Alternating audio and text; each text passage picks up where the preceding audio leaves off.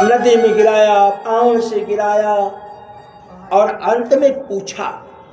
अपने राजगद्दी पर बैठ करके प्रहलाद बंदी बनाए गए हैं कि ये बता प्रहलाद, बीच में कथाएं हैं कि होलिका बुआ को जो है पट प्राप्त हुआ था, तपस्या किया था उसने, तो भगवान नारायण की कृपा कि उस पट से उसकी रक्षा नहीं हुई, उल्टे हवा के वेग से उड़ करके प्रहलाद पे चला गया, तो प्रहलाद के प्राणों की रक्षा हो गई और होलिका बुआ उसमें मृत्यु को प्राप्त हो गई। तो कहा कि क्यों प्रहलाद, इस खंभे में भी तेरा भगवान है? तो प्रहलाद ने कहा कि पिताश्री, आप थोड़ा इधर उधर भटक रहे हैं, आप ऐसा विचार मत कीजिए कि खंबे में है। अरे आप यह विचार कीजिए कि वह है कहां नहीं। हरि व्यापक सर्वत्र समान, कण कण में वो व्याप्त है। आप में भी वही श्री हरि व्याप्त है और हम में भी वही है और इस खंबे में भी वही है। तो ताकतवर आदमी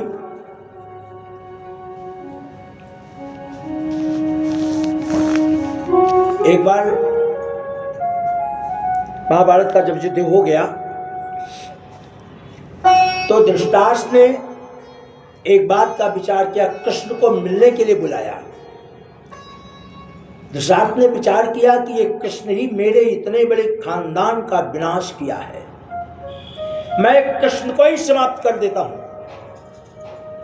अर्थात इतनी ताकत धृतराष्ट्र के पास थी कि वो कृष्ण को पकड़ करके दबाता तो कृष्ण चूर चूर हो जाते।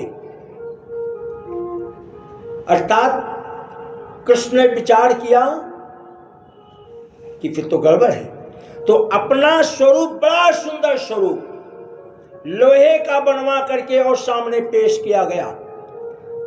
तो धृतराष्ट्र तो नेत्रों से कमजोर, और उसने कृष्ण समझ करके उस लोहे को अपने अंक में भर करके दबाया, लोहा चूर चूर हो गया, लोहा चूर चूर हो गया।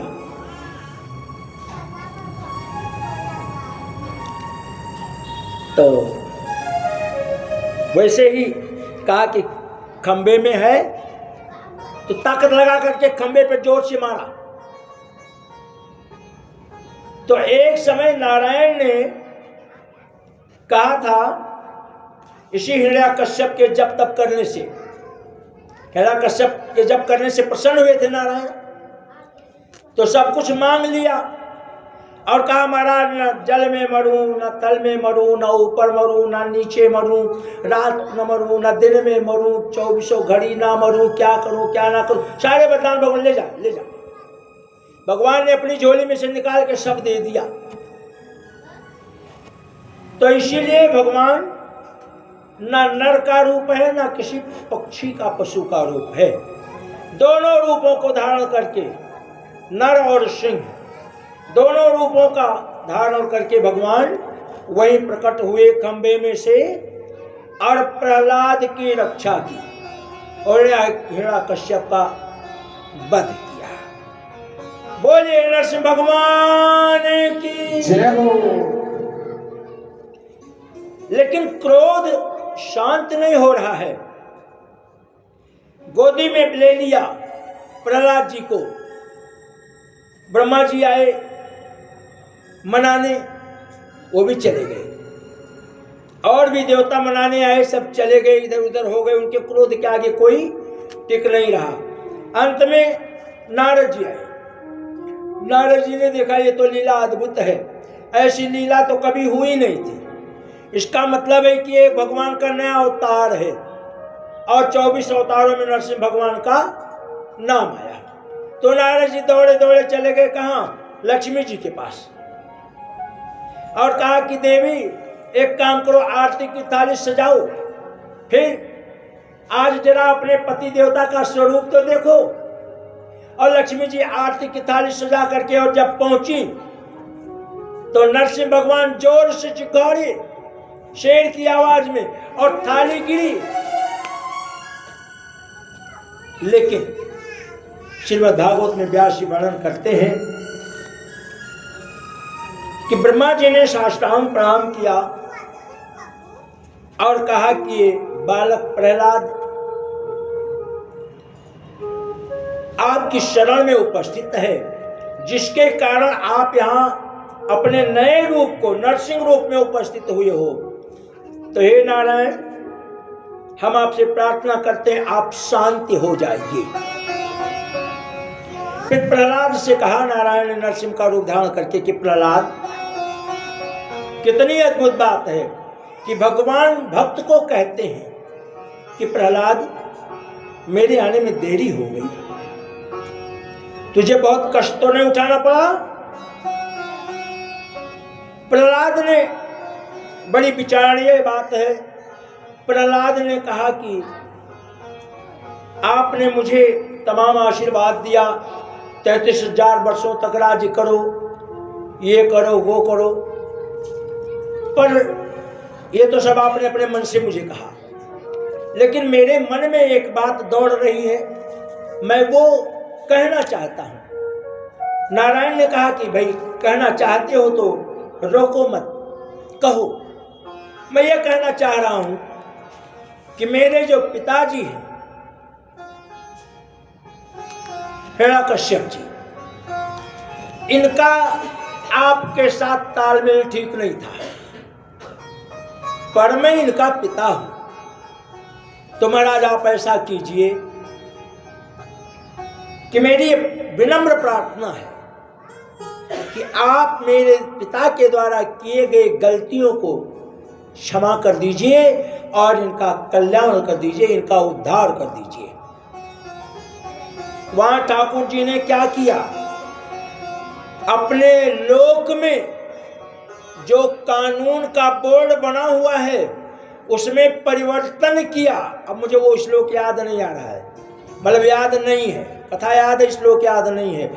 परिवर्तन किया, क्या परिवर्तन किया कि अपने पिता के लिए, अपने पिता के संरक्षण में जी करके जो बालक पढ़ा लिखा बड़ा हो गया और पिता को जब जरूरत पड़ी तो वो पुत्र आगे पीछे उपस्थित है।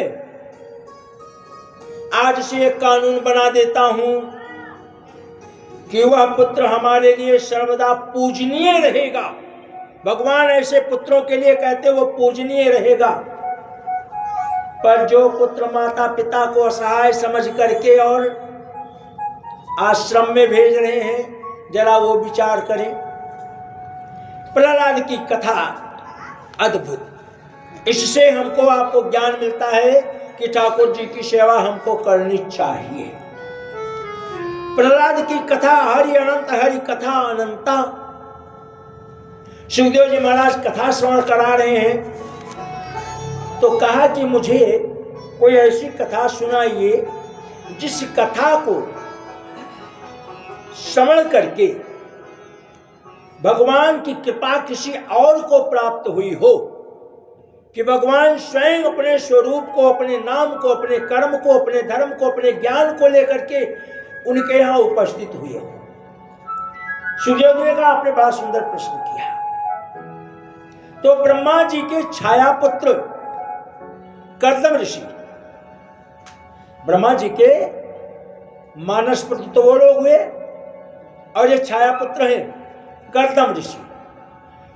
कर्दम ऋषि ही ऐसे ऋषि हैं कि जिनके द्वारा आज जो ये विमान उड़ रहा है,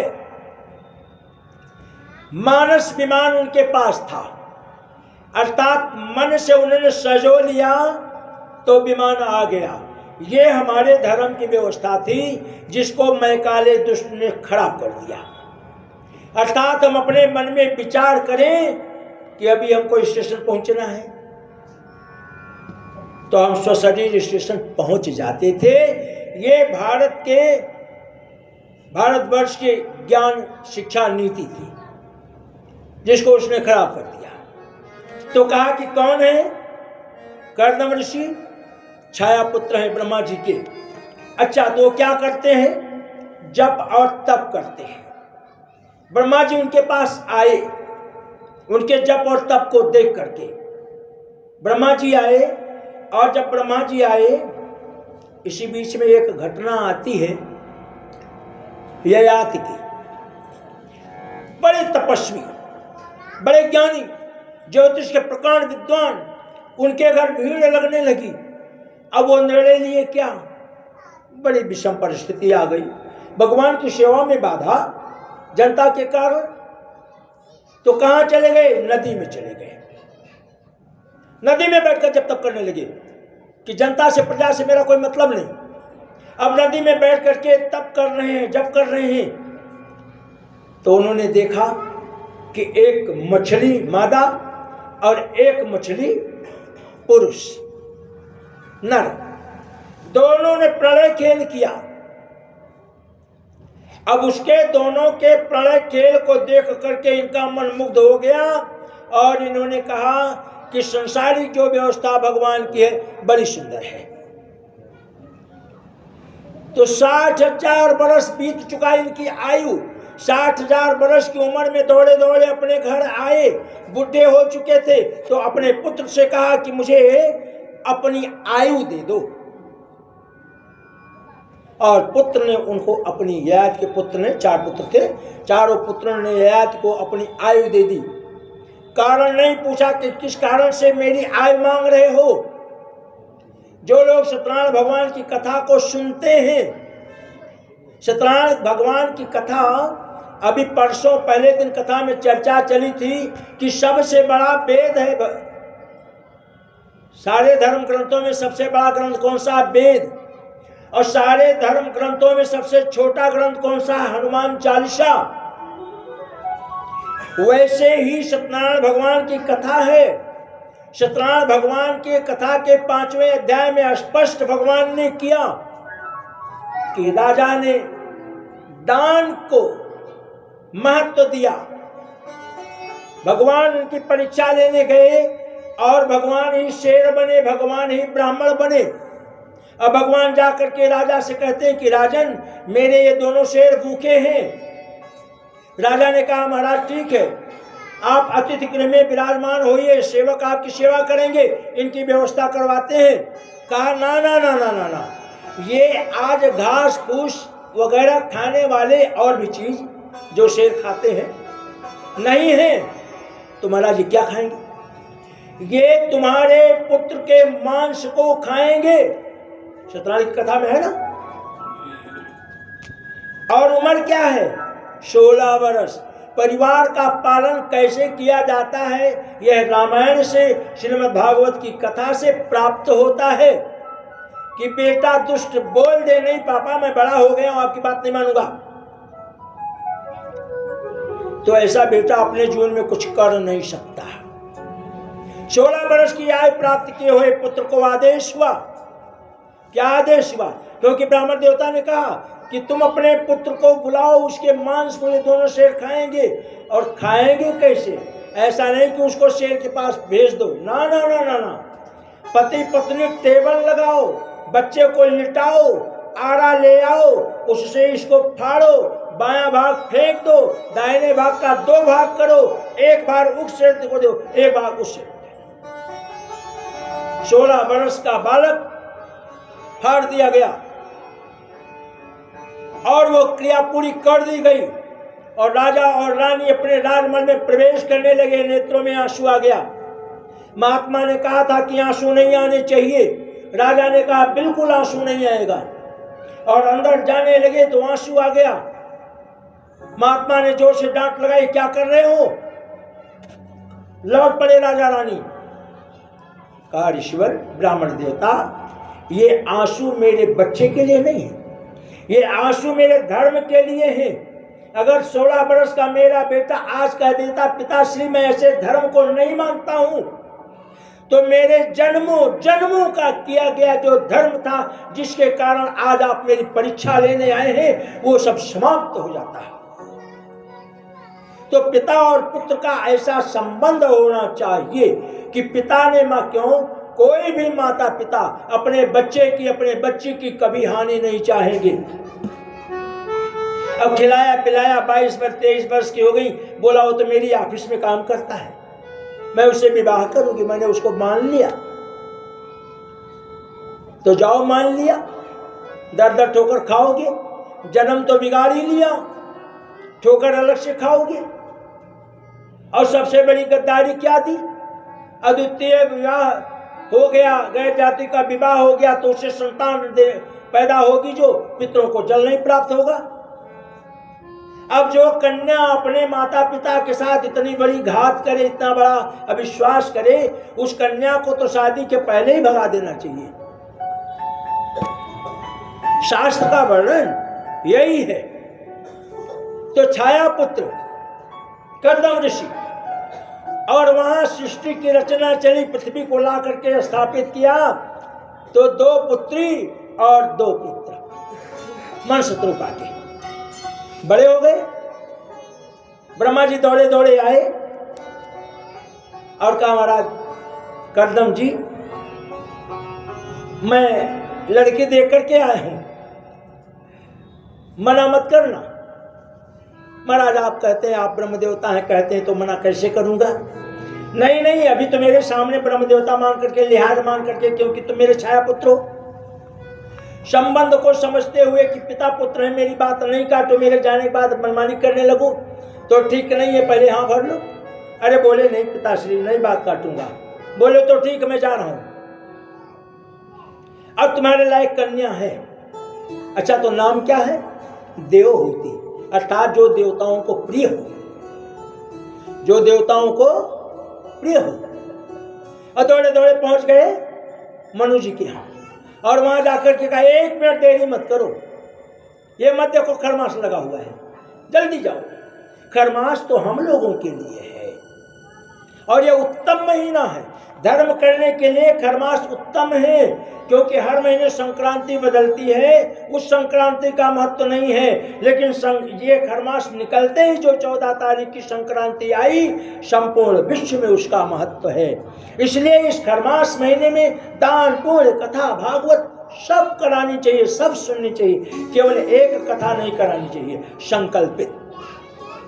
जैसे आप गया जी गए हैं, गया करके आए, अपने पितरों के निमित्त अब कथा करानी है, गया करके आओगे, कथा नहीं कराओगे तो आपका गया बेकार है। मानो तो मानो, ना मानो तो ना मानो।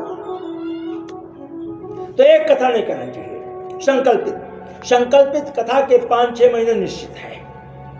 उसमें ब्राह्मण को बुला करके, तारीख निकाल करके, चंद्रमा का बल, बृहस्पति का बल, सूर्य का बल और उस तिथि का बल दे करके तब ये भागवत की कथा की रचना कर दी जाती। भैया आपके कुल गोत्र के अनुसार आपकी कथा फला तारीख को हो सकती है, यही मुहूर्त है, वो कथा नहीं करा सकते। लेकिन ये कथाएं दान पुण्य सब कर सकते हो। तो दौड़े दौड़े बिना विचार किए मनु जी आ गए, और मनु जी अकेले नहीं आए, देवहूति को लेकर आए। कहीं ऐसा न हो वो पिछड़ जाए, गड़बड़ कर दे। तो देवहूति को लेकर आए, और देवहूति को लेकर के आए तो विचारणीय विषय, बड़ी शर्म की बात है कि आज हम आप क्या देखते हैं, लड़की देखने उसके घर जाते हैं, कहते हैं जरा तू चल के तो दिखा। अरे बेवकूफ की औलाद, लूली लंगड़ी होती तो माता पिता लूले लंगड़े नहीं खोजते क्या? चल के क्या दिखाना है? जरा तू बोल के तो दिखा। विभिन्न तरह के भौतिक प्रदर्शन, हाया लज्जा शर्म सब मिटा दिया समाज में। तो उन्होंने क्या परीक्षा ली? आसन बिछा दिया अपने बाएं तरफ और दाहिनी तरफ, बीच में आसन लगाए बैठे हैं। मनु जी उपस्थित हो गए। मनु जी राजा हैं, मनु जी ने स्थान ग्रहण किया और देवहूति खड़ी है। देवहूति विचार कर रही है, क्या करूं? अगर मैं आसन पे बैठ जाऊं तो मेरे पति ने आसन को बिछाया है, और अब की लीला गजब है। पति देवता आते हैं, अच्छी तरह से बिस्तर उस्तर साफ वाफ करके झाड़ पोछ के बिछा के कंप्लीट कर देते हैं, उल्टा। तो देवहूति विचार करती, पति के द्वारा बिछाए गए आसन पर मैं बैठूं तो मेरा धर्म बिगड़ेगा, तो क्या करूं? दोनों घुटनों को उस आसन पर रख दिया और बैठ गई हाथ जोड़ करके। समझ गई ये कि ब्रह्मा जी ने जिस कन्या का मुझे संधान करके बताया है, कन्या हमारे योग्य है। तो प्रश्न किया, मीमांसा में भी है, भागवत में भी है। प्रश्न किया कि देवी देखो, एक तो मुझे इंद्रियों का दमन करके रहने वाली पत्नी चाहिए। ऐसा नहीं कि पड़ोसी के पास एक कार आया तो हम बोले हमें भी कार चाहिए। पति की औकात नहीं हो तो कहां से कार ले आए? तब कार नहीं लाएगा तो विद्रोह होगा, और तब जब विद्रोह होगा तब छोड़कर जाएंगे, है ना? तब जब छोड़कर जाएंगे तब क्या होगा? रामचरितमानस में लौट करके आइए, सीता जी ने अत्रिय की पत्नी अनुसुईया से पूछा था, मुझे कुछ धर्म समझा दीजिए। तो धर्म क्या समझाया कि एक ही धर्म, एक व्रत नेमा, काय वचन मन, पति पद प्रेम। पर सीता को संतुष्टि नहीं हुई। सीता ने कहा इतना बड़ा संसार है और इस संसार में किसी से तो गलती हो सकती है। तो अत्रेय की पत्नी अनुसुईया ने कहा कि राजा चोरी करे तो भी चोर और प्रजा चोरी करे तो भी चोर, अधर्म तो अधर्म है, धर्म तो धर्म है। तुमने मुझसे शिक्षा पूछी है, मैं तुम्हें ज्ञान दे रही हूं, तुम पूरा ज्ञान ले लो। तो कहा कि आगे अगर ऐसा हो जाए तो कहा पति वंचक संगम जो करई, रव रव नरक कलप तरु रही। स्त्री पुरुष दोनों का वर्णन किया कि एक स्त्री एक पुरुष विवाह होने के बाद इधर उधर नेत्र चलते हैं तो उनके लिए कौन सा दरवाजा खुला है? नरक का। और वह नरक कौन सा? बहुत सुंदर वर्णन किया कि विधवा होई पाई तरुणाई। 3 प्रकार की विधवाओं का तुलसीदास ने वर्णन किया। पहली विधवा जिनके बाल गोपाल खेल रहे, पूजनीय विधवा, वो विधवा पूजनीय है। दूसरी विधवा की शादी कर ली, भटक रही है कहीं इधर कहीं उधर। और तीसरी विधवा पति को छोड़ करके पिता के घर में रह रही है, माता पिता की आयु घट रही है, भाई का श्री समाप्त हो रहा है और भाभी कुलक्षणा बन रही है कि मेरी ननद तो ऐसा करके आई है, जरूरत पड़ेगी तो अपने पति से मैं भी लड़ करके चली जाऊंगी। ये सीता जी को ज्ञान दिया अनुसुईया जी ने। तो समझ गए कर्दम ऋषि कि ब्रह्मा जी ने जिसको भेजा है, मनु जी की जो पुत्री देवहूति है, वो मेरे विवाह की योग्य है। तो आगे क्या कहा? सुखदेव जी महाराज कहते हैं कि परीक्षित कर्दम ऋषि 10,000 वर्षों तक भगवान नारायण की तपस्या किए विवाह करने के बाद। ऐसा नहीं कि गणेश जी को विदा नहीं किया, पंडित जी को प्रसादी कराई नहीं, सत्यनारायण भगवान की कथा बहू बेटे को सुनाई नहीं और भेज दिया हनीमून मनाने जाओ, तो वहीं से चली गई। और नहीं तो कहीं ड्रम मिला तो उसमें डाल दिया। अरे धर्म बहुत बड़ी चीज है, हम धर्म के साथ जीवन जिएंगे तो हमारे साथ कभी अकल्याण नहीं होगा, हमें कभी दुख प्राप्त नहीं होगा, और यदि प्राप्त होगा तो मेरे जन्मों के कारण प्राप्त होगा। तो विवाह कर लिया और कहा कि देवी देखो, विवाह तो कर लेता हूं लेकिन तुम मेरे साथ जप तप ही करोगी। हम तुमको विवाह इसलिए कर रहे हैं कि एक तो ब्रह्मा जी की बातों के लिए, उनके बातों की रक्षा हो। हनुमान जी भी स्वयं बध गए थे ना कि ब्रह्म फांस की मर्यादा रहे रामायण काल में। तो कर्दम ऋषि कहते हैं कि ब्रह्मा जी के बातों की मर्यादा के कारण मैं विवाह कर ले रहा हूं देवी, इसलिए तुम हमारे माता पिता को मान सम्मान देना। और जब विवाह होता है तो हम लोग सुनाते हैं कि कन्या कह रही है कि तुम अपने माता पिता की जैसे इज्जत करते हो वैसे मेरे भी माता पिता की इज्जत करो, तब तो मैं तुम्हारे बाम में आऊं। यही तो कहते हैं। तो कर्दम ऋषि ने पूरी बात कह दी और उसके बाद पति पत्नी का विवाह हुआ और 10,000 वर्षों तक कर्दम ऋषि ने तपस्या किया। एक दिन घटना घटी। क्या घटना घटी कि मड़ैया के अंदर जो दीपक जल रहा है कि नहीं जल रहा है बहन जी? जल रहा है? बहुत कम जल रहा ना? घी है ना?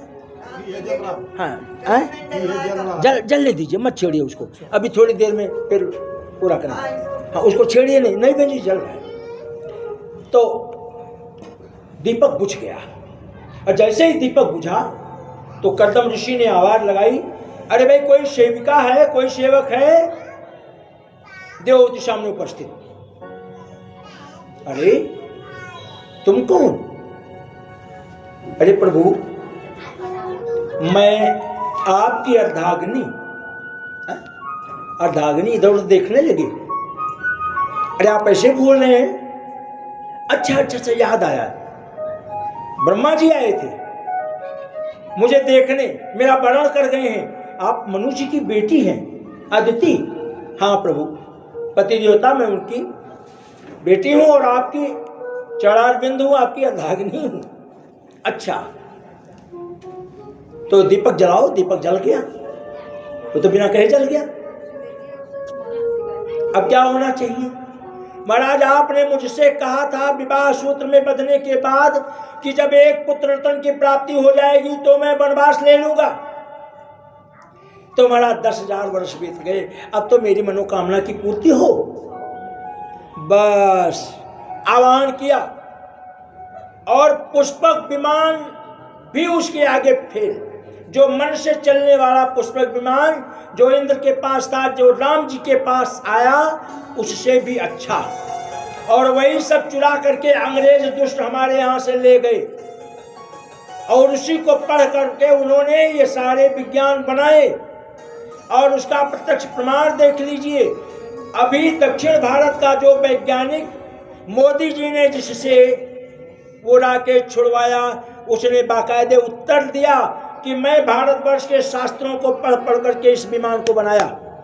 अखबार में आया था, टीवी चैनल पे आया था, अच्छी तरह से आया था। यानी मेरे शास्त्र इतने ऊंचे हैं और उन शास्त्रों को चुरा करके वो लोग लेकर चले गए।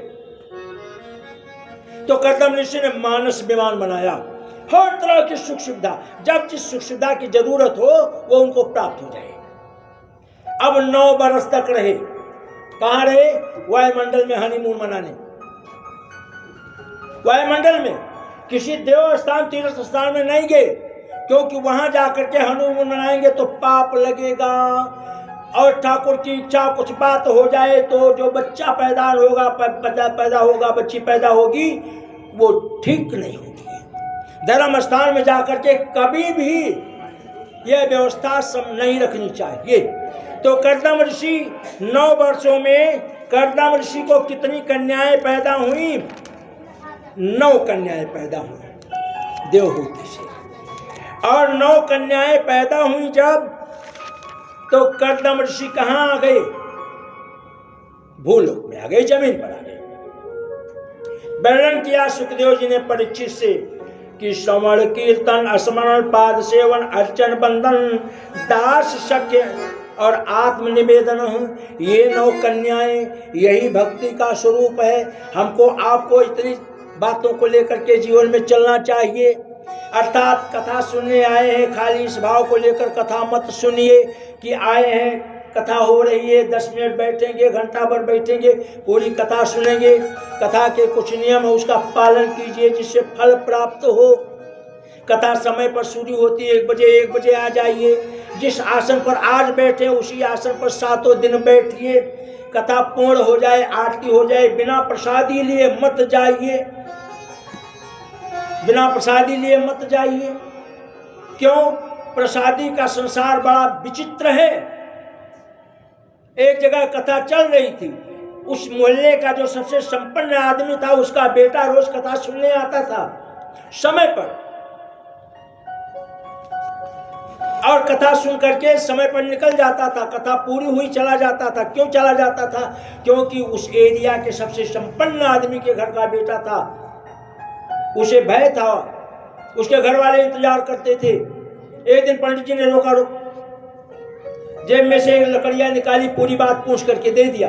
कहा जा अपने घर इस लकड़िया को मुख में डाल लेना, तो उसको बुखार हो जाएगा, कोई डॉक्टर ठीक नहीं कर सकता, मैं ही ठीक करूंगा। अब वो बड़े आदमी, बुखार हो गया बच्चे को, सवेरे सारे डॉक्टर आकर के फेल हो गए। उन बच्चे ने कहा कि गुरुजी को बुलाते, जहां कथा सुनने जाते थे गुरुजी को बुलाया गया। गुरुजी ने दूसरे जेब में से एक लकड़ियां निकाली और कहा एक कटोरे में जल लेकर के आओ। जल लेकर के आया गया, जल रखा गया। जिस मैया को लोग इंतजार कर रहे हैं कि हे भगवान अब कैसे भी जाए, अब ये कैसे भी जाए, सारे घर के अस्त्र वस्त्र गद्दा चद्दर तकिया सब खराब हो गए। अब प्रभु कृपा करो इस जीव पर, कर्मों का फल। ऐसी माता जी को याद किया पंडित जी ने, कहा मैया देख तेरा पोता बीमार है और तू इस जल को ग्रहण कर ले, पी जा, पान कर ले, तेरा पोता बिल्कुल स्वस्थ होकर के अमर हो जाएगा और तू चली जाएगी संसार को छोड़ करके, तेरा भी कल्याण हो जाएगा। अरे महाराज बोल तो पा नहीं, थोड़े थोड़े बोल रही, जीभ लटपटा रहे हैं। महाराज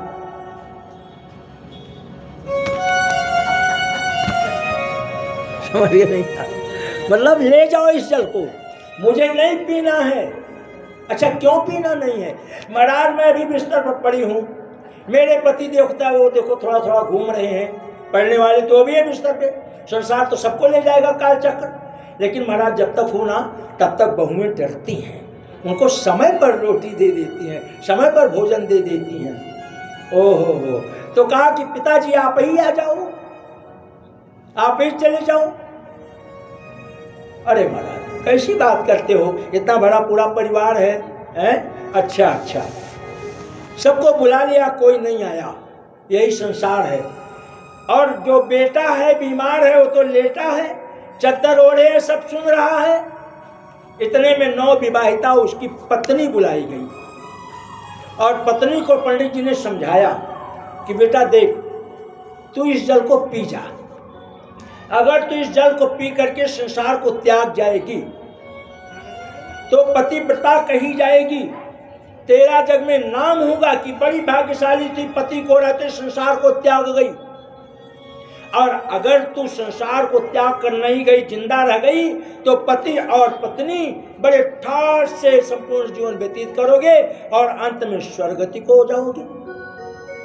जब तक दोनों जोड़ा है तभी तक ये सब कर सकते हो, जैसे एक जोड़ा खत्म हुआ तैसे सब खत्म।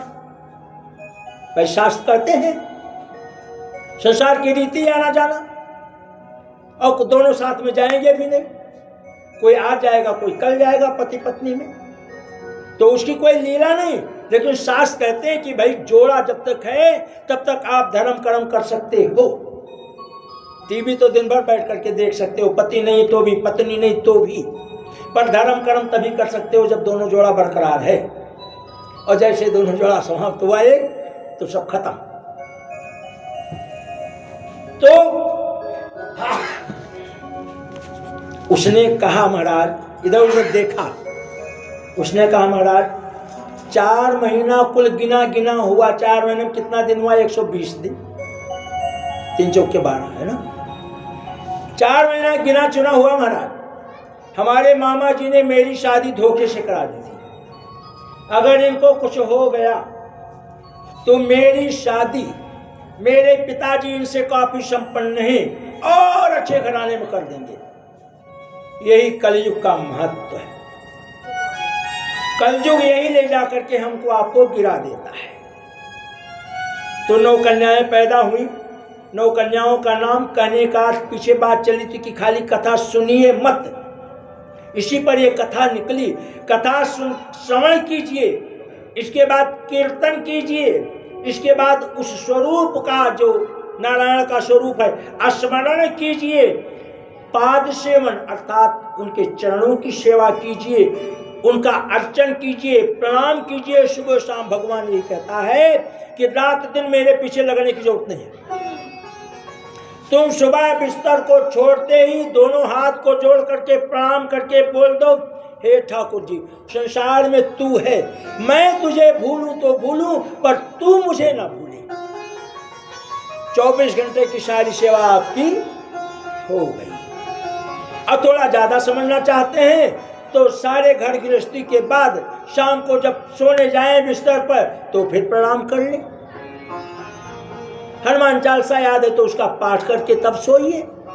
और ठाकुर जी से कहिए कि ठाकुर जी, कल प्रातः की बेला में ये कलिका खिले कि नहीं खिले क्या पता, पर दिन तूने बड़ा अच्छा निकाला, रात्रि तेरे बस में है, और यदि सवेरा हुआ प्रभु तो फिर आपका स्मरण करूंगा।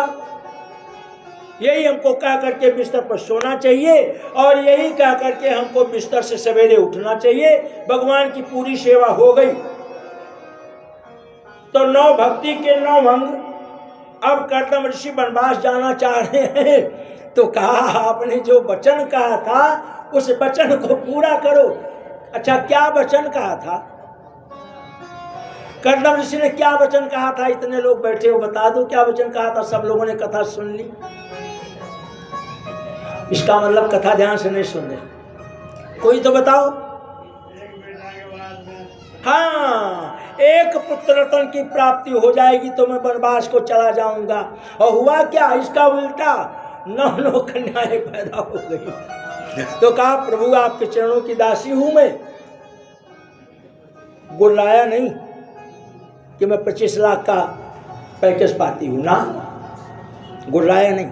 25 लाख का पैकेज पाती हो लेकिन धर्म के अनुसार पांव की जूती हो, हमारे चरणों की दासी हो, हमारी पत्नी हो। वो हमारा तुम्हारा भाव अलग है कि तुम मेरी पत्नी हो, प्रेयसी हो, प्रेमिका हो, सब कुछ हो। उसका भाव यही है कि संसार में हो तो रीति के अनुसार, धर्म के अनुसार तुमको जीना है। धर्म को छोड़ करके जियोगी तो ना तुम हमारे ना हम तुम्हारे। तो कहा महाराज आपने वचन दिया था कि एक पुत्र रत्न की प्राप्ति हो जाए, उसका क्या होगा? ओ हो, मैं तो अपना वचन ही भूल गया। अच्छा, तो पुनः 10,000 वर्षों तक जप किया, तप किया तो ठाकुर जी की कृपा, घर के अंदर यदि बच्चा पैदा हुआ है और आज वो 25 लाख 50 लाख का पैकेज पा रहा है, कलेक्टर हो गया, कमिश्नर हो गया, मंत्री हो गया, प्रधानमंत्री हो गया, बहुत बड़ा धनाढ़ व्यवसायी हो गया, इसका मतलब है पूर्व जन्म में आपने कुछ जप तप भगवान का किया है, तब ऐसा पुत्र प्राप्त हुआ। नहीं तो वो भी वैसा ही होता, पी करके गिरने वाला। तो आपने जब किया है उस जन्म में तो इस जन्म में क्यों नहीं कर रहे हो? इसका है कोई जवाब? तो जवाब है कि माया को त्यागो, मन को शुद्ध करो, कर से कर्म करो विधि नाना, और मन राखो जहां कृपा निधाना। सेवा करने का मतलब गृहस्थी मत छोड़िए, गृहस्थी को आनंद से निभाइए, लेकिन भगवान का ध्यान हमेशा रखिए। अब पति ने पूछा क्या बनाऊं, तो रसोई में खड़े खड़े आलू छील रहे, फेंक दिया। अब बता दो क्या बनाना है, तब बनाऊंगी। पति ने कहा क्या बनाओगी, और रसोई में आलू छील रहे हो, फेंक दिया। अब तुम्हें बता दो क्या बनाना है। तो ये अच्छा नहीं है ना। अब आलू को फेंका तो किसका पैसा खराब किया? अपना ही तो खराब किया। और क्रोध किया तो अलग से लिया दंड। तो कहा ठीक है, याद आ गया देवी जी। और कर्दम ऋषि ने 10,000 वर्ष तक तपस्या की। उसका परिणाम क्या हुआ? उन्होंने स्वप्न में देखा कि भगवान कह रहे हैं कर्दम, मैं तुम्हारी तपस्या से प्रसन्न हूं और तुम्हारी तपस्या से इतना प्रसन्न हूं कि मैं स्वयं तुम्हारी पत्नी के गर्भ में आ रहा हूं। तो कौन आए? नाम क्या पड़ा? कपिल मुनि, है ना। कपिल मुनि आए, और जब कपिल मुनि आए, अच्छा एक बात सुनिए, बड़े ज्ञान की बात। आज क्या होता है, ये डॉक्टरनी दुष्ट रहने नहीं देती घर वालों को जब बच्चा पैदा होता है ना। अटम पटम टाइम बता देती हैं, तो पंडित जी ज्योतिष में कुछ और निकालते हैं और निकलता कुछ और है। तो एक पंडित जी बहुत विद्वान, और उनकी पत्नी को संतान पैदा होने का समय आ गया। तो पत्नी ने कहा, एक बात बताओ, हम और तुम अकेले हैं, और ये एकांत वन में कुटिया है, तीसरा कोई है नहीं, तो मेरा बच्चा जब पैदा होगा तो उसके पैदा होने की तारीख और जन्म का समय कौन निकालेगा? तो पति ने कहा कि देवी एक बात सुनो, ऐसा करते हैं, एक रस्सी लाते हैं और उस रस्सी को हम अपने बेड के पास रख लेते हैं, और तुम्हारा जहाँ प्रसव घर है वहाँ एक घंटी लाकर बांध देते हैं। जैसे घंटी अपने पास बांध लेते हैं, रस्सी तुमको दे देते हैं, और जैसे ही तुम्हें संतान की प्राप्त होगी, रस्सी को खींच लेना, आवाज आएगी, मैं फट से पंचांग निकाल लूंगा। अब पंडित जी को क्या पता कि जन्मत मरण दुसह दुख होई, प्रसव पीड़ा से वो स्त्री कुछ देर के लिए बेहोश हो जाती, मूर्छित हो जाती है, पंडित जी को क्या पता। तो संतान की प्राप्ति हुई। अब पत्नी तो बेहोश, अब जैसे ही होश आया, रस्सी खींची, घंटी बड़ी पड़ी ने निकाल लिया पोती, और देखा, अब पंडित जी विवश हो गए। अरे ये जो संतान पैदा हुई है, ये क्या कह रही है? ये संतान, ये पंचांग कह रहा है कि पिता और पुत्र कोई ऐसी गलती करोगे कि राज दरबार के द्वारा दंड मिलेगा, और हाथी के द्वारा दोनों पिता पुत्र कुचलाए जाओगे। पंडित जी विवश। अब पंडित जी ने क्या किया? विवश होकर के धन इकट्ठा करके पत्नी को दे दिया, चुपचाप चले गए कि मैं इतना बड़ा विद्वान हूं, और यदि मेरे साथ ऐसी कोई दुर्घटना घट गई तो क्या होगा। तो एक महिला ने पूछा एक संत के पास जाकर के कि महाराज, ये जो आपकी दाढ़ी है ना, बड़ी सुंदर है, सफेद सफेद चमकती हुई दाढ़ी बड़ी सुंदर है, पर महाराज एक बात मैं आपसे कहूं, मेरे दो कुत्ते हैं, दो कुत्ते हैं। अब वो कुत्ते इसलिए पाल रखे हैं कि जब हमारे घर में बच्चा आएगा, तो जब वो पैदा होगा, वो बड़ा होगा, तो इन्हीं कुत्तों की तरह हमको भी भौंकेगा, इसलिए पाल रखे हैं। बोले अच्छा, ऐसे ही होगा ना, कुत्ता भौंकेगा घर में नहीं भौंकेगा, कुत्ता सांस लेगा कि नहीं सांस लेगा, कुत्ते से लाल टपकेगी कि नहीं टपकेगी, है? तो काटे चाटे स्वान के दूं भात विपरीत, भूल करके भी घर के अंदर कुत्ता नहीं पालना चाहिए। पर वर्तमान समय की बड़प्पन की बात, तो शास्त्र क्या कहते हैं, इस कुत्ते ने बड़ा पुण्य किया था, इस बहू ने रोटी नहीं दिया था पिछले जन्म में, इसलिए अब ये बहू बन के आई है और कंधे पे लेकर घूम रही है, गोदी में लेकर घूम रही है। वारे ससुर जी, पिछले जन्म में ससुर जी थे, सेवा नहीं पाए थे, तो अब बहू बन के उसी घर में आई, और जरूर आएगी। जीव कहीं जाता नहीं है, बच्चा पैदा होता तत्काल हम लोग देखते हैं, जरा देखो किस पर गया, नानी पे, माई पे, काका पे, पापा पे, अपने परिवार में निकलता ना, निकलता नहीं निकलता है ना। तो जीव कहीं जाता नहीं है। तो कर्दम ऋषि ने यज्ञ शुरू किया, और उस यज्ञ का फल जो प्राप्त हुआ,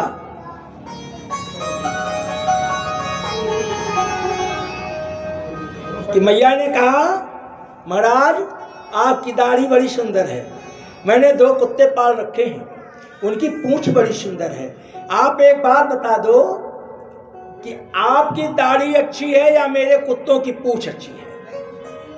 महाराज ने कहा, देवी जी तुम्हारे प्रश्नों का जवाब देने का अभी कोई समय नहीं है, और समय आया महाराज संसार को छोड़कर जा रहे हैं,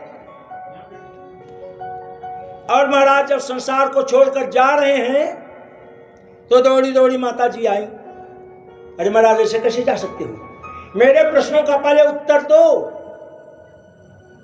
फिर जाना संसार को छोड़ करके, वरना जब तक उत्तर नहीं दोगे तब तक मैं यहीं रोके रहूंगी आपको, आपके प्राण निकल नहीं सकते। तो महाराज ने कहा देवी जी सुनो, मेरे जीवन चलते अगर मुझसे कुछ ऐसा कर्म हो गया होता जिससे मेरी समाज में निंदा होती, मैं निंदा को लेकर के जाता संसार को छोड़ करके, तो तुम्हारे कुत्ते की पूंछ मेरी दाढ़ी से लाख गुना अच्छी थी। लेकिन मैं बिना निंदा के संसार को छोड़ करके जा रहा हूं, हमारी दाढ़ी के बराबर लाखों कुत्तों की पूंछ बेकार है। और चले गए संसार को छोड़ करके। तो कर्दम ऋषि ने जब किया तब किया, क्यों किया कि गर्भ में जो बच्चा है वो ज्ञानवान पैदा हो। परिणाम यह हुआ कि ठाकुर जी की कृपा, ठाकुर जी का अंश लेकर के कपिल देव मुनि जन्म लिए, जिन्होंने सांख्य शास्त्र, एबीसीडी नहीं, ये तो फालतू की चीज है, गुलामिता की भाषा है, इकाई दहाई सैकड़ा हजार 10,000 लाख करोड़ इत्यादि। पदम तक ले गए, पदम 18 जूथा बंदर। अभी कल भी पदम की चर्चा चली थी कि पदम किसको बोलते हैं, कितने को बोलते हैं। बहुत लोग नहीं जानते कि पदम कितने को बोलते हैं, है ना। बहुत लोग MA BA पढ़े लिखे बच्चे नहीं जानते पदम कितने को हैं। डॉक्टर बन गए, इंजीनियर बन गए, 25 लाख 50 लाख कमा रहे, पदम कितने बोलते नहीं जानते। और पूछ करके अपने अपने घर में अपने बच्चों से पूछ लेना, और कल आना मुझे बता देना मेरा बेटा यही कह रहा था कि महाराज पदम इतने को कहते हैं। आज इस प्रश्न को यही रोक देते हैं, कल जवाब मिल जाएगा तो फिर इस पर कथा चल जाएगी, है कि नहीं। तो कर्दम ऋषि को कपिल देव जैसे संतान की प्राप्त हुई, जिन्होंने अपनी मां देवहूति को ज्ञान दिया। मैया ने पूछा कि आप एक बात बताइए, मेरा उद्धार कैसे होगा। निर्श्राम नितराम भूमन्ना सद इंद्रिय तर्षणात, मेरे इंद्रिय कैसे कब्जे में होंगे। मन डोलता है ना, मन तो स्थिर है नहीं। तो उन्होंने पहला प्रश्न किया कि मेरा जो इंद्रिय है ये मेरे कब्जे में कैसे होगा। एन संभावेन मानेन उपन्नानब्दम तम्रह प्रभो। और एक बात, विचित्र बात कही, कहा एक बात बताओ, मैं तुम्हें भगवत स्वरूप मानूं या अपना पुत्र मानूं। अगर मैं तुम्हें अपना पुत्र मानूंगा तो मैं तुमसे अपने जीवन के कल्याणक विषय को पूछ नहीं सकती, प्रश्न नहीं कर पाऊंगी, और ना तुम मुझे बता पाओगे, क्योंकि हमारा तुम्हारा पिता और पुत्र का हो जाएगा, पिता और माता का संबंध हो जाएगा, पुत्र और माता का संबंध हो जाएगा। तो जब माता और पुत्र दोनों बात कर रहे हैं, तो माँ अपने पुत्र से कोई ऐसी बात नहीं कहेगी जिससे बेटे को दुख हो। अब माँ कैसे कहेगी, बेटा तू मुझे बता मेरी मृत्यु कब होगी। एक माँ कोई नहीं पूछ सकती ना पुत्र से। तो इसलिए देवी ने कहा कि एन संभावेन मानेन उपन्नासं तम्रः प्रभु, मैं आपको प्रभु मान रहा हूं, भगवान मान रही हूं, पुत्र नहीं मान रही हूं। तो पुत्र मैं तुम्हें भगवान मान रही हूं, और भगवान समझ करके अपने को तुम मुझे ज्ञान दे दो, चेला समझ करके, चेली समझ करके, मां समझ करके नहीं, कि उद्धार कैसे होगा, उद्धार कैसे होगा। तो कहा मैया क्या कहूं, बड़ी आपने जो बात कही बहुत विशाल है, लेकिन अब ना तो बड़े बड़े कथावाचकों का भी 3 घंटा बेचारे कथा कहने पाते। पहले दोनों टाइम कथा चलती थी, दोनों टाइम कथा चलती थी ना, और इनकी जरूरत नहीं थी, नाचते गाते थे लोग, खूब नाचते गाते थे। अब 3 घंटे में क्या कथा समझाई जाए, तो उन्होंने समझाया। प्रश्न किया मेरा उद्धार कैसे हो, तो कहा मैया देखो पहले प्रश्न का उत्तर मैं दे देता हूं, साधारण में क्या दे देता हूं। कहा मैया देखो 2 महात्मा जा रहे थे, जिसमें एक चेला था और एक गुरु था, और उफान आई थी नदी में, और देखा चेला की दृष्टि गई, चेला की दृष्टि गई कि एक बिच्छू उस उफान में बहते जा रही है। तो चेला ने गुरु जी से कहा, गुरु जी आप मुझे रोज सिखाते हो जीवों की दया करनी चाहिए, जीवों की दया करनी चाहिए, ये देखो ना एक बिच्छू अब गुरुजी चूंकि रोज सिखाते थे, तो गुरुजी ने अपने चेले के मान को रखने के लिए कोई बात नहीं, काटे तो काटे, एक बार अपनी बाणी का मान तो रखना है। गुरुजी ने जल में हाथ डाला और चींटी को उछाल लिया कि मर जाएगी, इसके प्राणों की रक्षा करनी चाहिए। अब चींटी का स्वभाव क्या भाई, जैसे कलयुग के प्रभाव में मधुमक्खी है कि नहीं है, ऐसे कलयुग में कलयुग, जिसको महाराज परीक्षित ने रखने दिया। इसी कारण से परीक्षित रहा यहां कि मधुमक्खी अभी काट ले तो तकलीफ होगा, लेकिन मधुमक्खी जगह जगह पुष्पों से इकट्ठा करके ला करके और शहद का छत्ता तैयार कर देती है। वैसे ही कलयुग तो है, लेकिन इस कलयुग में जो भगवान का कीर्तन भजन करेगा उनके शरणागति होएगा, और शरणागति तभी होगा जब कहीं ज्ञान प्राप्त करेगा। घर में बैठकर तो ज्ञान मिलेगा नहीं। बिनु सत्संग विवेक न होई, भगवान की कृपा तभी प्राप्त होगी जब वो सत्संग धारण करेगा। और सत्संग कोई नहीं कि खाली कथा में जाओ, सत्संग जगह जगह होते हैं। तो बिच्छू को उठाया, बिच्छू ने अपना कर्म किया, छोड़ दिया।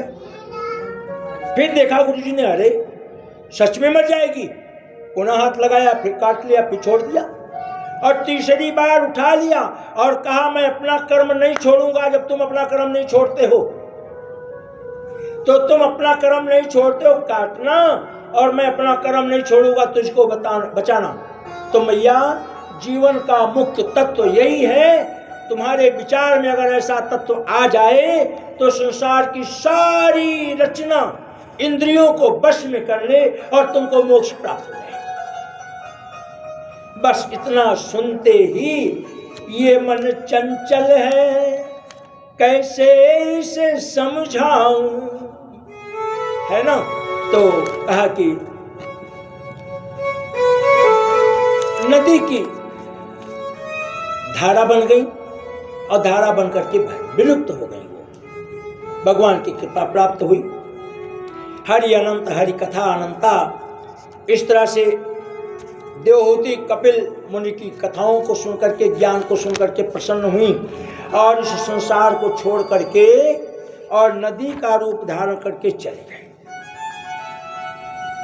सुखदेव जी महाराज कहते हैं कि महाराज परीक्षित व्यास जी वर्णन करते हैं, एवं निशम्य कपिलस्य वचो जन साकर्दमस्य दयिता किल देवहूति विस्तस्त मोह पटला तमो प्रम्या तुष्टावतल विषयांश कित सिद्ध भूमि। इसी भूमि में, इसी पृथ्वी में और इसी लोक में उनका मोक्ष हो गया। नदी का रूप धारण कर लिया, जल का रूप धारण कर लिया और चल पड़े। आगे समुद्र मंथन की कथा सुनाते हैं। समुद्र मंथन की कथा में बताते हैं कि 14 रत्न प्राप्त हुए और उन 14 रत्नों में कल अभी एक कथा आई थी ना, गणथैया नाच की, याद है ना, कल की बात है अभी। तो देवता और राक्षस दोनों में अमृत कलश लेकर के आए, मोहिनी रूप धारण करके, तो झगड़ा हो गया। और पहले केतु था तो राहु भी प्रकट हो गया। केतु जब, तो नारायण ने देखा, अरे एक इसका वध किया, दूसरा आ गया, ये तो बात गड़बड़ हो जाएगी, इसको मारो, तीसरा चौथा हो जाएगा। तो राहु को छोड़ दिया। तो राहु का निवास कहाँ है, इधर उधर वस्तु उठा करके फेंक दो, इधर उधर बर्तन बर्तन उठा करके पड़ा रहने दो, सुंदरता घर के अंदर नहीं दिखे। आपने बिस्तर बिछाया है, बिस्तर की चद्दर मुड़ी है, सो करके उठे, रजाई पड़ी है, वो सब राहु का स्थान है। ये रेडियो, टीवी, मोबाइल, सो करके उठे नहीं कि मोबाइल चला लिए, उससे क्या हानि मालूम है, नेत्र दृष्टि बढ़ेगी और आयु क्षीण होगी, क्योंकि राहु ग्रसित है ये सारा सामान। और छोटे छोटे बच्चों को कभी नहीं, जिंदगी भूल करके नहीं देना चाहिए। 16-17 वर्ष का जब बच्चा हो जाए, बेटी हो जाए, बेटा हो जाए, उसके पहले उसको मोबाइल का दर्शन भी नहीं करने देना चाहिए। अभी मोबाइल थोड़े दिन हुआ ये वाला है। हाँ, 4:45 होने वाला है ना। हाँ तो 2 मिनट तक थोड़ी सुना दे। तो राहु ग्रसित क्षेत्र हो गया ये सब। घर में अर्तन बर्तन इस्तर अर्थात सो करके उठिए तो बच्चों को भी सिखाइए कि तुरंत सो करके उठो तो अपने बिस्तर को समेटो। जो चादर बिस्तर पर बिछी है बटुर गई है उसको बाकायदे फैलाओ अच्छी तरह से, झाड़ करके फिर बिछा करके फिर बाहर निकलो। सो करके उठो, जूते चाय नहीं चाहिए, गुनगुना पानी पियो, नित्य क्रिया जाओ, फ्रेश वगैरह हो, फिर नहाओ धो, भगवान का पूजन अर्चन बर्तन करो, फिर चाय पानी पियो, फल प्रसादी लो। ये सब सिखलाना चाहिए। और जब सिखलाओगे तो बड़े बड़े बच्चे इसको सीख जाएंगे। तो मोहिनी का रूप लेकर के अमृत का लेकर के आई और दोनों लोगों में झगड़ा हो गया। महाराज जी, पंडित जी, दुबे जी, यहाँ आरती ये दीपक रखा है, ये नहीं, हाँ हाँ ये दीपक, थाली ले लीजिए, वहाँ रखिए, देखिए वहाँ होगा यहाँ होगा। तो लेकर के आई और कहा कि शांति हो जाओ। दोनों लोगों को कहा, दैत्यों को भी और देवों को भी। दोनों शांति से बैठ गए। तो सबसे पहले देवताओं को पिलाना शुरू किया। तो केतु अपना रूप बदल करके चंद्रमा के बगल आ गया। तो चंद्रमा ने कहा नारायण से, अरे प्रभु ये कोई और है, ये अपने गांव का नहीं है, कोई और है। भगवान ने चक्र सुदर्शन चला करके तो तुरंत राहु पैदा हो गया। बाथरूम में राहु, बाथरूम जितना स्वच्छ रहेगा उस घर के अंदर उतनी ही शांति और उतनी ही लक्ष्मी की कृपा और उतनी ही अच्छे परिवार की संगति प्राप्त होगी। बाथरूम ही केवल एक ऐसी चीज है, बाथरूम बहुत स्वच्छ रखना चाहिए। कभी ऐसा नहीं बाथरूम में कपड़े धो करके फट से टांग दिया ना, उसको जहाँ सुखाने के लिए डालना वहाँ डाल दीजिए, वो नहीं पड़ाना चाहिए। तमाम लोग बाथरूम में नहा करके बाल्टी उल्टा रख देते हैं, जग उल्टा, ना ना ना, ये सब राहु खराब करता है, हमारी आयु पर जाता है, हमारे स्वास्थ्य पर जाता है। हम समझते हैं नहा लिए, बाल्टी को धो दिए, बाथरूम में उल्टा कर दिए, पानी रुक जाएगा, इसमें फिर वो नहीं जमेगा। ना ना ना ना, बहुत बड़ी भूल है, बाल्टी बाथरूम में नहीं होनी चाहिए। आगे यही कथा आएगी। आए, अरे घर में इतना बड़ा घर होता है, बाल्टी रखने की जगह नहीं है, नंगा नहाना नहीं चाहिए बाथरूम में। क्यों नंगा नहीं नहाना चाहिए कि व्यक्ति का शरीर नहाते समय राहु का हो जाता है, और राहु ने सूर्य को भी ग्रहा है, चंद्रमा को भी ग्रहा है।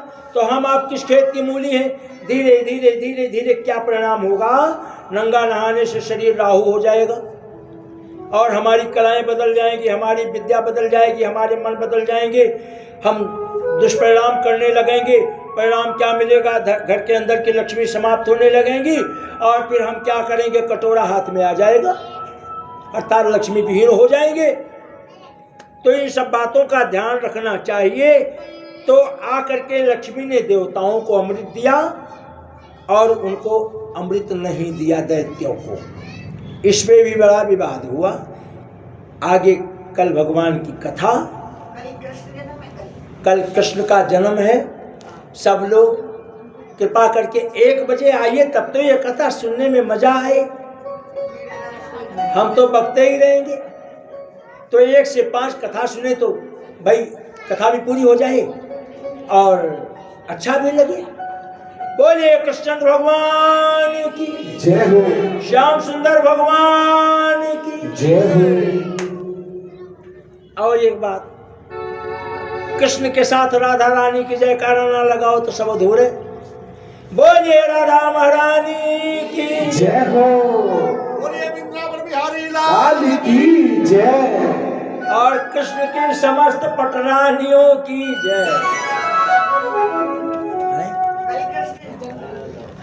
नहीं, आरती बहन जी को 5 बज गया ना, 4:45 ना। हाँ तो 1 भजन कर ले जल्दी से, कर लो 1 भजन। हाँ, और थोड़ा सा बिल्कुल, हाँ थोड़ा सा खड़े हो जाइए। बिल्कुल बिल्कुल, बहुत अच्छी बात है। नहीं भजन गाओ जल्दी से, और ऐसा भजन गाओ जो पाँव उठ जाए। पता नहीं कौन सा भजन किस लोग का गाते हैं, खूब जगह है, आप लोग देखते हो खूब जगह है।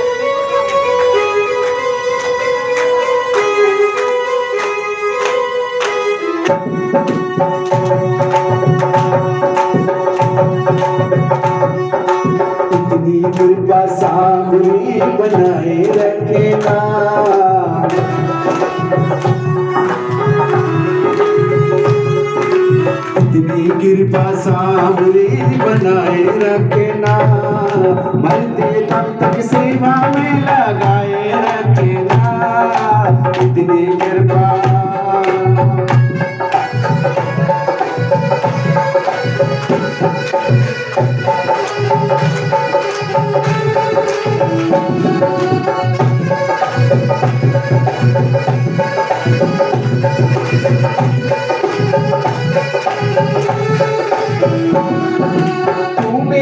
मैं तेरा बाबा, तू राजी मेरा जी, तेरे नाम पे लिख दी मैंने इस जीवन की बाजी।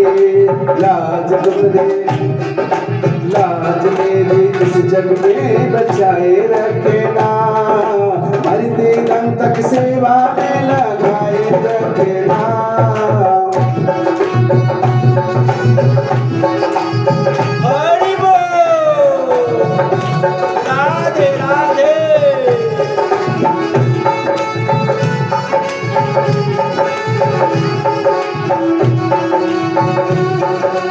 हाथ जोड़ कर करूं प्रार्थना, मुझको भूल न जाना।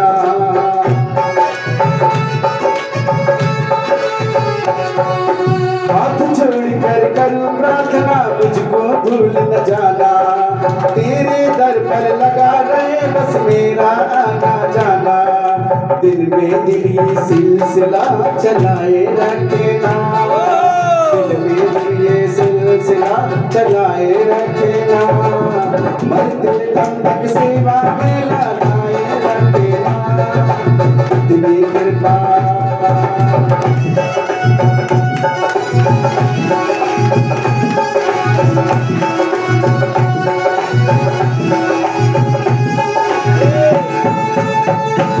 अच्छा, तो इतनी कृपा सांवरे बनाए रखना, तालियों से बजा करके गाइए, सब लोग गाइए जरा। अरे इतनी कृपा सांवरे बनाए रखना, मरते दम तक सेवा में लगाए रखना। अरे इतनी कृपा सांवरे बनाए रखना, मरते दम तक सेवा में लगाए रखना। सांवरी बनाए रखना, मरते दम तक सेवा में लगाए रखना।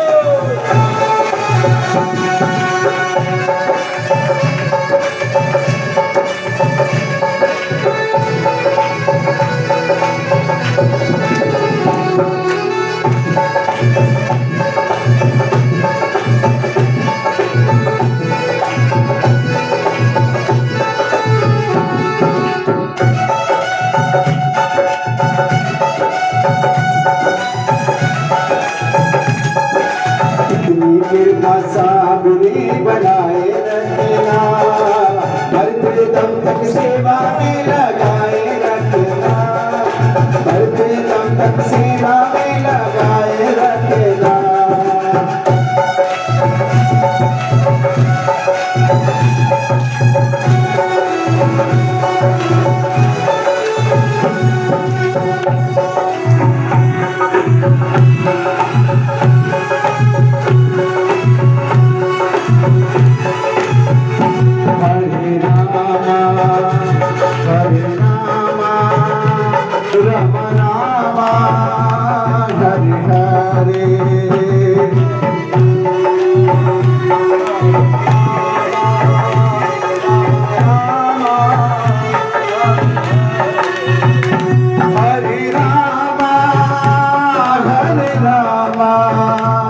Ram Ram Hare Hare, Krishna, Krishna, Krishna Krishna,